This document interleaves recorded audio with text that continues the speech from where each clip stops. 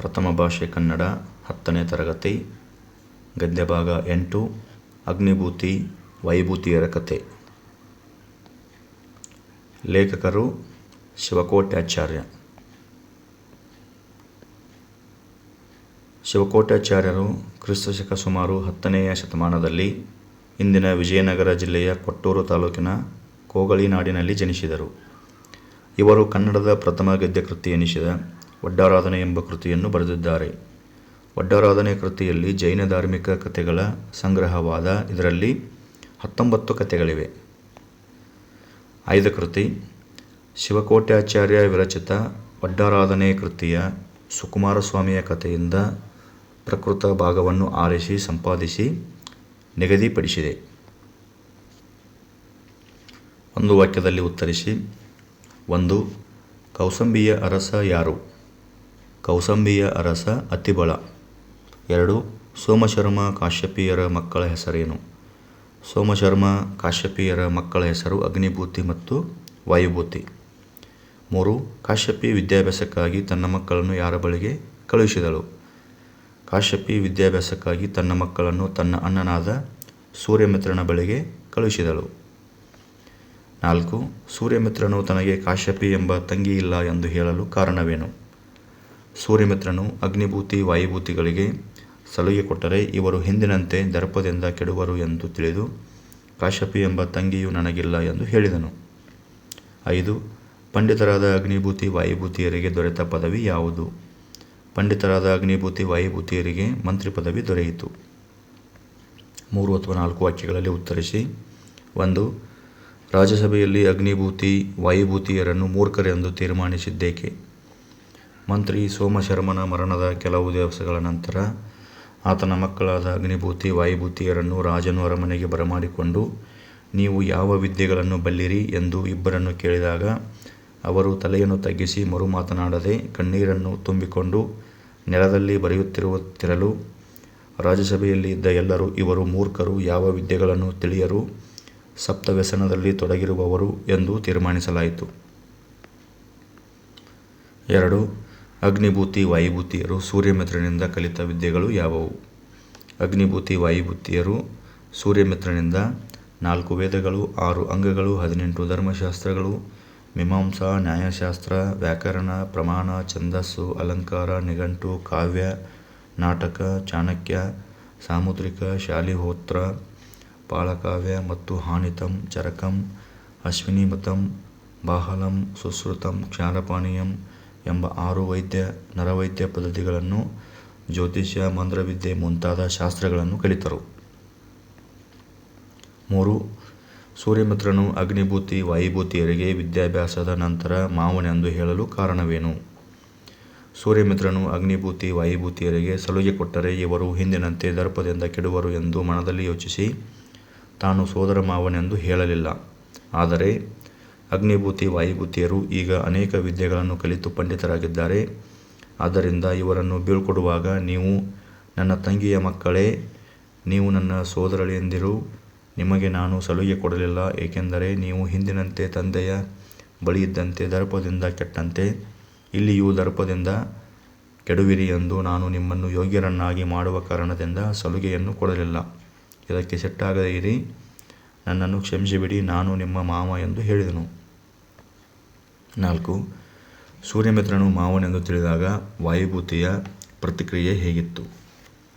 ಸೂರ್ಯಮಿತ್ರನು ಮಾವನೆಂದು ತಿಳಿದಾಗ ಸೂರ್ಯಮಿತ್ರ ಮಾಡಿದ್ದು ಎಲ್ಲವೂ ಅಪಕಾರ ಎಂದು ಯೋಚಿಸಿದನು. ನಮ್ಮ ಮಾವ ಭಿಕ್ಷೆ ಎತ್ತಿಕೊಂಡು ಬಂದ ಕೂಳಿಗೆ ತುಸು ಎಣ್ಣೆಯನ್ನಾಗಲಿ ತುಸು ಮಜ್ಜಿಗೆಯನ್ನಾಗಲಿ ಒಂದು ದಿನವೂ ಕೊಡಿಸಲಿಲ್ಲ. ಕೆರೆಗೆ ನಾವು ಮೀಯಲು ಹೋದಾಗಲೂ ಇವನು ಎಣ್ಣೆಯ ವಾಸನೆಯನ್ನು ನೋಡಿಸಲಿಲ್ಲ. ತಾನು ಆಗಾಗ ಹಲವು ನಂಟರಿಷ್ಟರನ್ನು ಕರೆಸಿ ನಮ್ಮ ಕಣ್ಣೆದುರೇ ದಿವ್ಯಾಹಾರವನ್ನು ಉಣ್ಣುತ್ತಿದ್ದನು. ಆಳುಗಳಿಗೂ ಔತಣದೂಟವಾಗುತ್ತಿದ್ದಿತು. ಯಾವ ಹಬ್ಬದಲ್ಲೂ ನಮಗೆ ಇವನು ಊಟವಿಡಿಸಲಿಲ್ಲ ಎಂದು ಜರಿದನು. ಇವನು ಪಂಚ ಮಹಾಪಾತಕನೇ ಸರಿ, 7-8 ವರ್ಷ ನಮ್ಮನ್ನು ಶತ್ರುಗಳಂತೆ ದಂಡಿಸಿದನು ಎಂಬುದು ವಾಯುಭೂತಿಯ ಪ್ರತಿಕ್ರಿಯೆಯಾಗಿತ್ತು. 8-10 ವಾಕ್ಯಗಳಲ್ಲಿ ಉತ್ತರಿಸಿ. ಸಪ್ತವ್ಯಸನಿಗಳಾಗಿದ್ದ ಅಗ್ನಿಭೂತಿ ವಾಯುಭೂತಿಯರು ಪಂಡಿತರಾದದ್ದು ಹೇಗೆ? ಸಪ್ತವ್ಯಸನಿಗಳಾಗಿದ್ದ ಅಗ್ನಿಭೂತಿ ವಾಯುಭೂತಿಯರನ್ನು ತಂದೆ ಸೋಮಶರ್ಮನು ಮರಣದ ನಂತರ ಇವರ ತಾಯಿ ಕಾಶ್ಯಪಿಯು ಮಗಧನಾಡಿನ ರಾಜ್ಯಗೃಹ ಪಟ್ಟಣದ ಅರಸ ಸುಬಲನ ಮಂತ್ರಿಯು ತನ್ನ ಅಣ್ಣನೂ ಆದ ಸೂರ್ಯಮಿತ್ರನ ಬಳಿ ಓದಿಸಿ ಯೋಗ್ಯರನ್ನಾಗಿ ಮಾಡುವಂತೆ ವಿವರಿಸಿ ಕಲಿಸುವಂತೆ ಓಲೆಯನ್ನು ಬರೆಯಿಸಿ ಕಳಿಸಿದಳು. ಅವರುಗಳು ತಾಯಿಯನ್ನು ಬೀಳ್ಕೊಂಡು ಕೆಲವು ದಿವಸಗಳಿಗೆ ರಾಜಗೃಹ ಪಟ್ಟಣವನ್ನು ಸೇರಿದರು. ನಂತರ ಸೂರ್ಯಮಿತ್ರನ ಮನೆಯನ್ನು ಕೇಳಿಕೊಂಡು ಹೋಗಿ ಆತನನ್ನು ಕಂಡು ಓಲೆಯನ್ನು ಕೊಟ್ಟಾಗ ಸೂರ್ಯಮಿತ್ರನು ಇವರಿಗೆ ಸಲುಗೆ ಕೊಟ್ಟರೆ ಇವರು ಹಿಂದಿನಂತೆ ದರ್ಪದಿಂದ ಕೆಡುವರು ಎಂದು ಮನದಲ್ಲಿ ಯೋಚಿಸಿ ಅಗ್ನಿಭೂತಿ ವಾಯುಭೂತಿಗಳಿಗೆ ಹೀಗೆ ಹೇಳಿದ, ಕಾಶ್ಯಪಿ ಎಂಬ ತಂಗಿಯೂ ನನಗಿಲ್ಲ, ಸೋಮಶರ್ಮನೆಂಬ ಭಾವನೂ ಇಲ್ಲ, ಸೂರ್ಯಮಿತ್ರನೆಂಬ ಹೆಸರು ನನಗುಂಟು, ಆದರೆ ನಾನು ನಿಮ್ಮ ಮಾವ ಸೂರ್ಯಮಿತ್ರ ಅಲ್ಲ ಎಂದು ಅವರಿಗೆ ಹೇಳಿ, ಮತ್ತೆ ನೀವು ಯಾರಾದರೂ ಏನು ವಿದ್ಯಾರ್ಥಿಗಳಾಗಿ ವಿದ್ಯೆಯನ್ನು ಕಲಿಯುವ ಇಷ್ಟದಿಂದ ಬಂದಿರುವಿರಿ, ಆದರೆ ನೀವು ಭಿಕ್ಷೆಗಾಗಿ ಸುತ್ತಿ ಉಣ್ಣಬೇಕು, ಚಿಂದಿ ಬಟ್ಟೆಗಳನ್ನು ಉಟ್ಟು ರಾತ್ರಿ ಹಗಲು ಸೋಮಾರಿತನ ಮಾಡದೆ ಎಡೆಬಿಡದೆ ಓದುವುದಾದರೆ ನಿಮ್ಮನ್ನು ಓದಿಸುವೆನು ಎಂದಾಗ ಆ ಇಬ್ಬರೂ ನಿಮ್ಮ ದಯೆ, ಇದು ನಮಗೆ ಮಹಾಪ್ರಸಾದ ಎಂದು ನಮಸ್ಕರಿಸಿ ಸಂತೋಷಚಿತ್ತರಾಗಿ ಒಳ್ಳೆಯದಾದ ದಿನ, ವಾರ, ವಿದ್ಯೆಗೆ ಅನುಕೂಲವಾದ ನಕ್ಷತ್ರದಲ್ಲಿ ಉಪಾಧ್ಯಾಯರಿಗೆ ಸಾಷ್ಟಾಂಗದಿಂದ ನಮಸ್ಕರಿಸಿ ವಿದ್ಯಾರಂಭವನ್ನು ಮಾಡಿದರು.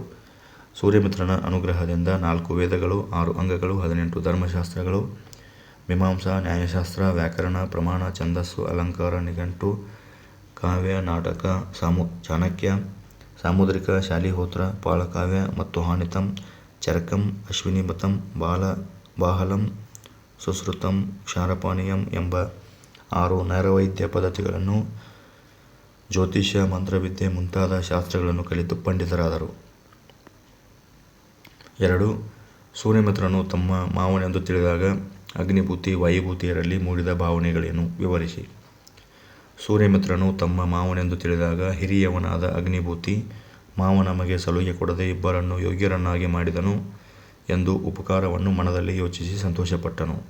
ಕಿರಿಯವನಾದ ವಾಯುಭೂತಿ ಸೂರ್ಯಮಿತ್ರ ಮಾಡಿದ್ದು ಎಲ್ಲವೂ ಅಪಕಾರ ಎಂದು ಯೋಚಿಸಿ, ನಮ್ಮ ಮಾವ ಭಿಕ್ಷೆ ಎತ್ತಿಕೊಂಡು ಬಂದ ಅನ್ನಕ್ಕೆ ಎಣ್ಣೆಯನ್ನಾಗಲಿ ಮಜ್ಜಿಗೆಯನ್ನಾಗಲಿ ಒಂದು ದಿನವೂ ಕೊಡಿಸಲಿಲ್ಲ, ಕೆರೆಗೆ ನಾವು ಸ್ನಾನ ಮಾಡಲು ಹೋದಾಗಲೂ ಇವನು ಎಣ್ಣೆಯ ವಾಸನೆಯನ್ನು ನೋಡಿಸಲಿಲ್ಲ, ತಾನು ಆಗಾಗ ಹಲವು ನೆಂಟರಿಷ್ಟರನ್ನು ಕರೆಸಿ ನಮ್ಮ ಕಣ್ಣೆದುರೇ ದಿವ್ಯಾಹಾರವನ್ನು ಉಣ್ಣುತ್ತಿದ್ದನು, ಆಳುಗಳಿಗೂ ಸಹ ಔತಣ ಊಟ ಆಗುತ್ತಿತ್ತು, ಯಾವ ಹಬ್ಬದಲ್ಲೂ ನಮಗೆ ಇವನು ಊಟ ಕೊಡಲಿಲ್ಲ ಎಂದು ಜರಿದನು.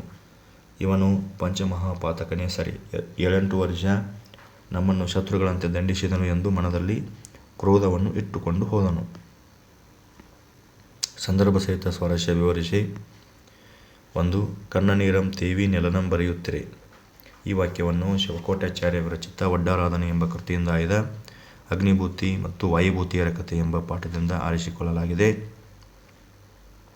ಸಂದರ್ಭ: ಮಂತ್ರಿ ಸೋಮಶರ್ಮನು ಮರಣ ಹೊಂದಿದ ಕೆಲವು ದಿವಸಗಳ ನಂತರ ಅಗ್ನಿಭೂತಿ ಮತ್ತು ವಾಯುಭೂತಿಯರನ್ನು ರಾಜನು ಅರಮನೆಗೆ ಬರಮಾಡಿಕೊಂಡು, ನೀವು ಯಾವ ವಿದ್ಯೆಗಳನ್ನು ಬಲ್ಲಿರಿ ಎಂದು ಇಬ್ಬರನ್ನು ಕೇಳಿದಾಗ ಅವರು ತಲೆಯನ್ನು ತಗ್ಗಿಸಿ ಮರುಮಾತನಾಡದೆ ಕಣ್ಣೀರನ್ನು ತುಂಬಿಕೊಂಡು ನೆಲದಲ್ಲಿ ಬರೆಯುತ್ತಿರಲು ಸಭೆಯಲ್ಲಿ ಇದ್ದ ಎಲ್ಲರೂ, ಇವರು ಮೂರ್ಖರು, ಯಾವ ವಿದ್ಯೆಗಳನ್ನು ತಿಳಿಯರು, ಸಪ್ತವ್ಯಸನದಲ್ಲಿ ತೊಡಗಿರುವರು ಎಂದು ತೀರ್ಮಾನಿಸಿದ ಸಂದರ್ಭವಾಗಿದೆ. ತಂದೆ ತಾಯಿಯರ ಮಾತಿಗೆ ಕಿವಿಗೊಡದೆ ಸಪ್ತವ್ಯಸನದಲ್ಲಿ ಮುಳುಗಿದ್ದ ಅಗ್ನಿಭೂತಿ ವಾಯುಭೂತಿಯರು ಅವಿದ್ಯಾವಂತರಾಗಿದ್ದು ಕಣ್ಣಿನಲ್ಲಿ ಪಶ್ಚಾತ್ತಾಪದ ಕಣ್ಣೀರು ಸುರಿಯುತ್ತಿರುವುದು ಸ್ವಾರಸ್ಯಕರವಾಗಿದೆ. 2. ವಿದ್ಯಾರ್ಥಿಗಳಾಗಿ ಯೋಧಂ ಕಲ್ವೆಮೆಂಬ ತಿಯೋಳ್ ಬಂದಿರತ್ತೊಡೆ.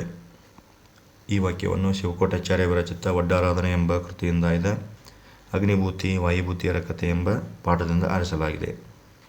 ಸಂದರ್ಭ: ತಂಗಿಯಾದ ಕಾಶ್ಯಪಿ ಕಳುಹಿಸಿದ ಓಲೆಯನ್ನು ಓದಿ ಸೂರ್ಯಮಿತ್ರನು ಇವರಿಗೆ ಸಲುಗೆ ಕೊಟ್ಟರೆ ಇವರು ಹಿಂದಿನಂತೆ ದರ್ಪದಿಂದ ಕೆಡುವರು ಎಂದು ಮನದಲ್ಲಿ ಯೋಚಿಸಿ ಅಗ್ನಿಭೂತಿ ವಾಯುಭೂತಿಗಳಿಗೆ ಹೀಗೆ ಹೇಳಿದ, ಕಾಶ್ಯಪಿ ಎಂಬ ತಂಗಿಯೂ ನನಗಿಲ್ಲ, ಸೋಮಶರ್ಮನೆಂಬ ಭಾವನೂ ಇಲ್ಲ, ಸೂರ್ಯಮಿತ್ರನೆಂಬ ಹೆಸರು ನನಗುಂಟು, ಆದರೆ ನಾನು ನಿಮ್ಮ ಸೋದರ ಮಾವನಾದ ಸೂರ್ಯಮಿತ್ರ ಅಲ್ಲ ಎಂದು ಅವರಿಗೆ ಹೇಳಿ, ಮತ್ತೆ ನೀವು ಯಾರಾದರೂ ಏನು ವಿದ್ಯಾರ್ಥಿಗಳಾಗಿ ವಿದ್ಯೆಯನ್ನು ಕಲಿಯುವ ಇಷ್ಟದಿಂದ ಬಂದಿರುವಿರಿ, ಆದರೆ ನೀವು ಭಿಕ್ಷೆಗಾಗಿ ಸುತ್ತಿ ಉಣ್ಣಬೇಕು, ಚಿಂದಿ ಬಟ್ಟೆಗಳನ್ನು ಉಟ್ಟು ರಾತ್ರಿ ಹಗಲು ಸೋಮಾರಿತನ ಮಾಡದೆ ಎಡೆಬಿಡದೆ ಓದುವುದಾದರೆ ನಿಮ್ಮನ್ನು ಓದಿಸುವೆನು ಎಂದು ಸೂರ್ಯಮಿತ್ರನು ಹೇಳಿದ ಸಂದರ್ಭವಾಗಿದೆ. ಸ್ವಾರಸ್ಯ: ಸೂರ್ಯಮಿತ್ರನ ತಾನು ಸೋದರ ಮಾವ ಎಂಬ ಸತ್ಯವನ್ನು ಮರೆಮಾಚಿ ಗುರುವಾಗಿ ಅಗ್ನಿಭೂತಿ ವಾಯುಭೂತಿಯರಿಗೆ ವಿದ್ಯೆಯನ್ನು ಹೇಳಿಕೊಡುತ್ತೇನೆ ಎಂದು ಹೇಳುವುದು ಸ್ವಾರಸ್ಯಕರವಾಗಿದೆ. ಪಸರಂಗೊಟ್ಟೆನಿಲ್ ಅಲ್ಲಿದಕ್ಕೆ ಮುಳಿಯದಿರಿಂ. ಈ ವಾಕ್ಯವನ್ನು ಶಿವಕೋಟ್ಯಾಚಾರ್ಯ ವಿರಚಿತ ಒಡ್ಡಾರಾಧನೆ ಎಂಬ ಕೃತಿಯಿಂದ ಆಯ್ದ ಅಗ್ನಿಭೂತಿ ಮತ್ತು ವಾಯುಭೂತಿಯರ ಕಥೆ ಎಂಬ ಪಾಠದಿಂದ ಆರಿಸಲಾಗಿದೆ. ಈ ಮಾತನ್ನು ಸೂರ್ಯಮಿತ್ರನು ಅಗ್ನಿಭೂತಿ ಮತ್ತು ವಾಯುಭೂತಿಯರಿಗೆ ಹೇಳಿದನು. ಸೂರ್ಯಮಿತ್ರನು ಅಗ್ನಿಭೂತಿ ವಾಯುಭೂತಿಯರಿಗೆ ವಿದ್ಯೆಯನ್ನು ಕಲಿಸಿ ಪಂಡಿತರನ್ನಾಗಿ ಮಾಡಿ ಬೀಳ್ಕೊಡುವಾಗ, ನೀವು ನನ್ನ ತಂಗಿಯ ಮಕ್ಕಳೇ, ನೀವು ನನ್ನ ಸೋದರಳೆಂದಿರು, ನಿಮಗೆ ನಾನು ಸಲಹೆ ಕೊಡಲಿಲ್ಲ, ಏಕೆಂದರೆ ನೀವು ಹಿಂದಿನಂತೆ ತಂದೆಯ ಬಳಿಯಿದ್ದಂತೆ ದರ್ಪದಿಂದ ಕೆಟ್ಟಂತೆ ಇಲ್ಲಿಯೂ ಗರ್ವದಿಂದ ಕೆಡುವಿರಿ ಎಂದು ನಾನು ನಿಮ್ಮನ್ನು ಯೋಗ್ಯರನ್ನಾಗಿ ಮಾಡುವ ಕಾರಣದಿಂದ ಸಲಹೆಯನ್ನು ಕೊಡಲಿಲ್ಲ. ಇದಕ್ಕೆ ಸಿಟ್ಟಾಗದೆ ಇರಿ, ನನ್ನನ್ನು ಕ್ಷಮಿಸಿಬಿಡಿ ಎಂದು ಹೇಳಿದ ಸಂದರ್ಭವಾಗಿದೆ.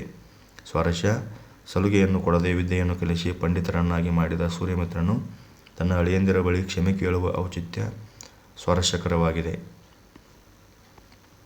ಪಂಡಿತ ಜನಮೆಲ್ಲವಂ ಮೆಚ್ಚಿ ಬಿಚ್ಚಳಿಸಿ. ಆಯ್ಕೆ: ಈ ವಾಕ್ಯವನ್ನು ಶಿವಕೋಟ್ಯಾಚಾರ್ಯ ವಿರಚಿತ ಒಡ್ಡಾರಾಧನೆ ಎಂಬ ಕೃತಿಯಿಂದ ಆಯ್ದ ಅಗ್ನಿಭೂತಿ ವಾಯುಭೂತಿಯರ ಕಥೆ ಎಂಬ ಪಾಠದಿಂದ ಆರಿಸಿಕೊಳ್ಳಲಾಗಿದೆ. ಸಂದರ್ಭ: ಅಗ್ನಿಭೂತಿ ಮತ್ತು ವಾಯುಭೂತಿಯರು ತಮ್ಮ ಮಾವ ಸೂರ್ಯಮಿತ್ರನೆಂದು ವಿದ್ಯೆಯನ್ನು ಕಲಿತು ಪಂಡಿತರಾಗಿ ಬಂದು ಅತಿಬಲ ಮಹಾರಾಜನನ್ನು ಕಂಡರು. ಆ ಇಬ್ಬರು ಬೇರೆ ಬೇರೆ ರೀತಿಯಲ್ಲಿ ಅರಸರನ್ನು ಹೊಗಳಿ ಪರಿಣಾಮಕಾರಿಯಾಗಿ ಕಾರ್ಯಕ್ಕೆ ಸಂಬಂಧಿಸಿದಂತೆ ತಮ್ಮ ವಿದ್ವತ್ತನ್ನು ವ್ಯಾಖ್ಯಾನಿಸಿ ತಮ್ಮ ಪಾಂಡಿತ್ಯದ ಸ್ಥಿತಿಯನ್ನು ತಿಳಿಸಿದಾಗ ಸಭೆಯಲ್ಲಿದ್ದ ಪಂಡಿತ ಜನರೆಲ್ಲ ಎಲ್ಲವನ್ನೂ ಮೆಚ್ಚಿ ಅತಿಶಯವಾಗಿ ಹೊಗಳಿದ ಸಂದರ್ಭವಾಗಿದೆ. ಸ್ವಾರಸ್ಯ: ಅಗ್ನಿಭೂತಿ ಮತ್ತು ವಾಯುಭೂತಿಯರ ಪಾಂಡಿತ್ಯವನ್ನು ಪಂಡಿತರೆಲ್ಲರೂ ಮೆಚ್ಚಿ ರಾಜ್ಯಸಭೆಯಲ್ಲಿ ಹೊಗಳುವುದು ಸ್ವಾರಸ್ಯಕರವಾಗಿದೆ. ಮೊದಲೆರಡು ಪದಗಳಿಗಿರುವ ಸಂಬಂಧದಂತೆ ಮೂರನೆಯ ಪದಕ್ಕೆ ಸಂಬಂಧಿಸಿದ ಪದವನ್ನು ಬರೆಯಿರಿ. ಭರತಕ್ಷೇತ್ರದೋಳ್ ಸಪ್ತಮಿ ನೆಲನಂ ದ್ವಿತೀಯ ವಿಭಕ್ತಿ. ಪಸರ ಸಲುಗೆ ತುಟೆಲ್ ನಮಸ್ಕಾರ. ಬುದ್ಧಿಯೊಡೆದು ಆಗಮ ಸಂಧಿ ನೋಡಿದರೆಲ್ಲರ್ ಲೋಪಸಂಧಿ. ಕಪ್ಪಡ ಮುಟ್ಟು ಕ್ರಿಯಾಸಮಾಸ. ಸಪ್ತವ್ಯಸನಗಳು ದ್ವಿಗು ಸಮಾಸ. ಕೊಟ್ಟಿರುವ ಪದಗಳನ್ನು ಬಿಡಿಸಿ ಸಂಧಿಯನ್ನು ಹೆಸರಿಸಿ. ಶೌಚ ಆಚಾರಗಳು ಶೌಚಾಚಾರಗಳು ಸವರ್ಣದೀರ್ಘ ಸಂಧಿ. ನೋಡಿದರು ಪ್ಲಸ್ ಎಲ್ಲರ ನೋಡಿದರೆಲ್ಲರ ಲೋಪಸಂಧಿ. ತಂಗೆ ಪ್ಲಸ್ ಇಲ್ಲ ತಂಗೆ ಇಲ್ಲ ಯಕಾರಗಮ ಸಂಧಿ. ವ್ಯಸನ ಪ್ಲಸ್ ಅಭಿಭೂತ ವ್ಯಸನಾಭಿಭೂತ ಸವರ್ಣದೀರ್ಘ ಸಂಧಿ. ಸಮಾಸ ಪದಗಳನ್ನು ಪಟ್ಟಿ ಮಾಡಿ. ರಾಜನ ಪ್ಲಸ್ ಗೃಹ ರಾಜಗೃಹ ತತ್ಪುರುಷ ಸಮಾಸ. ಮಂತ್ರಿಯ ಪ್ಲಸ್ ಪದವಿ ಮಂತ್ರಿ ಪದವಿ ತತ್ಪುರುಷ ಸಮಾಸ. ಧರ್ಮದ ಪ್ಲಸ್ ಶಾಸ್ತ್ರಂಗಳ್ ಧರ್ಮಶಾಸ್ತ್ರಂಗಳ್ ತತ್ಪುರುಷ ಸಮಾಸ.